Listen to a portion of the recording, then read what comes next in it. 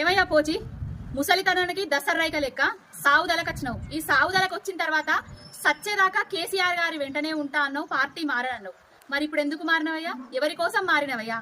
లక్ష్మీపుత్రుడు అని కేసీఆర్ గారు సంబోధించేది నిన్ను. దొంగపుత్రుడు అయ్యి దొంగ సంఖ్యలకు పోయి దొంగ చేత పార్టీ కండువా కప్పించుకున్నా నువ్వు. అసలు నిన్ను చూస్తే ఊసర వెళ్ళి కూడా సిగ్గుపడుతుందయ్యా. రైతు సంక్షేమం కోసం పార్టీ మారినా, రైతు సంక్షేమం కోసం రేవంత్ రెడ్డి చేస్తున్న పద్ధతులు నచ్చి పార్టీ మారుతున్నా అంటున్నావు కదా.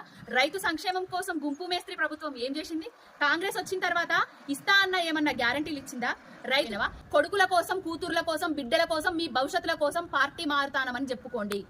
ప్రజల సంక్షేమం కోసం పార్టీ మారుతున్నారు అని చెప్పేది చాలా తప్పు. కొంచెమైనా సిగ్గుండాలయ్యా. అధికారం లేకపోతే బతకలేమా?